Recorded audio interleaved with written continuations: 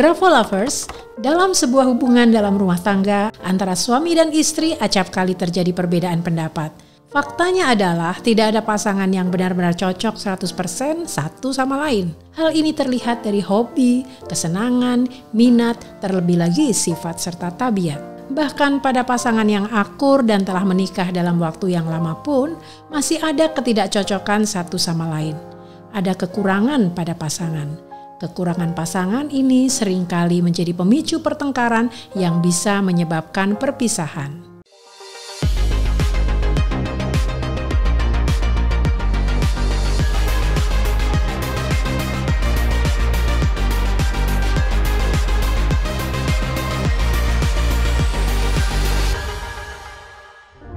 Menerima kekurangan dari pasangan kita kadang sering membuat hati kesal, timbul amarah, rasa kecewa, atau sedih.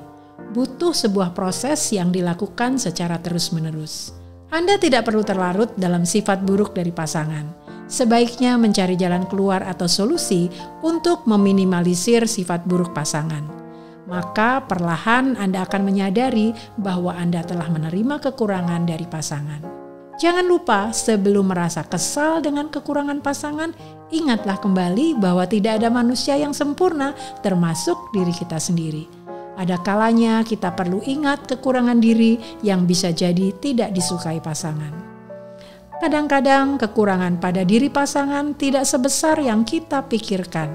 Tetap kita bisa saja merasa kesal dan merasa keburukan pasangan adalah sesuatu yang tidak bisa kita terima. Yang sering terjadi justru sisi positif dari pasangan ternyata jauh lebih besar dari kekurangannya.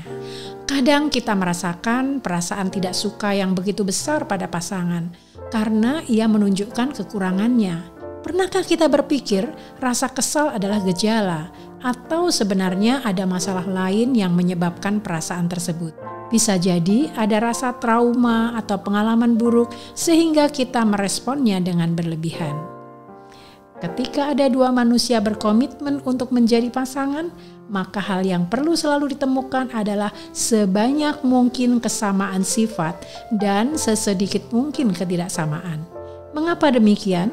Karena setiap pasangan berasumsi bahwa semakin sedikit ketidaksamaan atau semakin banyak kesamaan, maka hubungan yang akan dibina akan semakin langgeng dan terhindar dari kesalahpahaman. Identifikasi apa saja yang kita inginkan dari pasangan kita? Apakah dia harus sama dengan saya? Beragam pendapat secara umum menyatakan karakter-karakter berikut ini adalah tipe yang diinginkan oleh pasangan.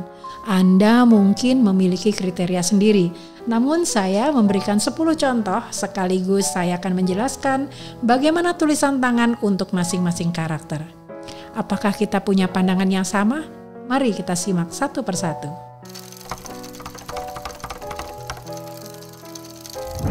Tipe yang pertama adalah orang yang adaptif.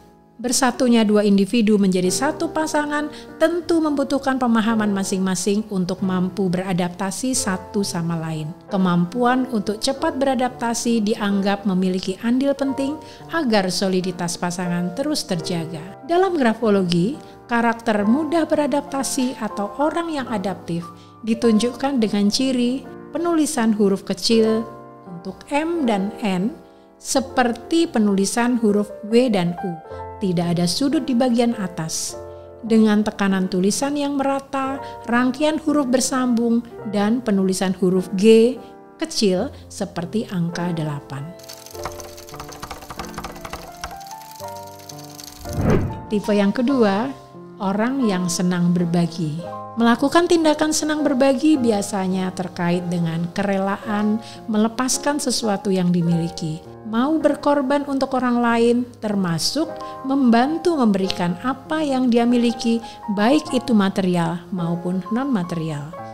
Dalam grafologi, karakter senang berbagi ditunjukkan dengan ciri right slant atau tulisan dengan miring ke arah kanan, dengan spasi antar kata yang cukup lebar. Ukuran hurufnya besar dan ada coretan akhir yang panjang pada setiap kata. Tipe yang ketiga, orang yang cerdas. Dapat terbayang bukan jika kita berpasangan dengan orang yang tidak cukup sepadan dalam kemampuan berpikir? Seseorang tidak perlu mencari orang jenius sebagai pasangannya, namun cukup orang yang sepadan kepintarannya, bisa berdiskusi dengan ritme yang sama.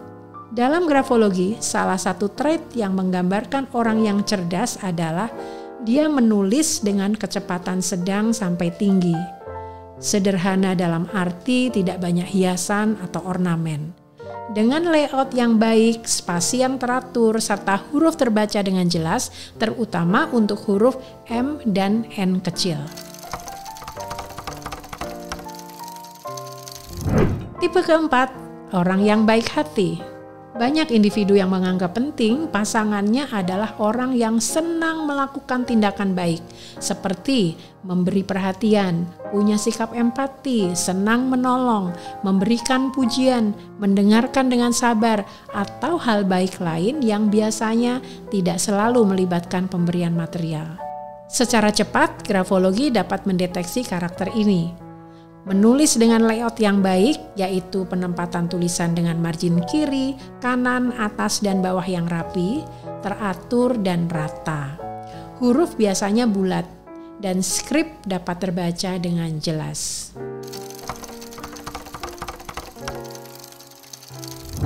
Tipe kelima, individu yang memiliki sikap dewasa. Sikap dewasa tidak identik dengan usia biologis dewasa. Ada kalanya orang berusia kategori dewasa antara 17-18 tahun ke atas sikapnya masih kekanakan. Namun terkadang ditemui seseorang berusia belum dewasa tetapi memiliki sikap dan pemikiran layaknya orang dewasa. Dia menunjukkan sikap lebih arif dan bijaksana lebih dari usia biologisnya. Tentu saja semua ini sangat tergantung pada pola asuh dan lingkungan yang membentuknya. Dalam grafologi, ciri individu yang memiliki sikap dan karakter yang dewasa ditunjukkan dengan gaya menulis yang cepat, huruf tajam dan bersambung, serta bentuk huruf original tanpa hiasan dan ornamen.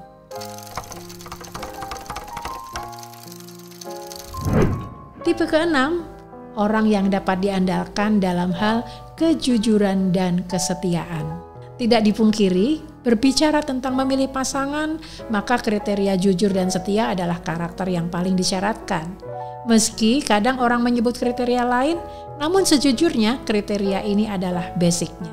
Dalam kesempatan ini saya ingin menunjukkan dengan cepat potensi pada diri seseorang yang dapat diandalkan dalam hal kejujuran dan kesetiaan. Dan dalam kesempatan lain, saya akan membahas tentang analisis ketidakjujuran atau dishonesty, serta potensi seseorang untuk berbuat curang, karena pembahasannya akan lebih luas lagi. Nah, orang yang dapat diandalkan dalam hal kejujuran dan kesetiaan dapat dilihat dari tulisan tangannya yang berciri tegak atau vertical slant dengan garis dasar yang lurus, tekanan menulis yang rata, dan spasi yang teratur. Tipe ketujuh, orang yang bertanggung jawab.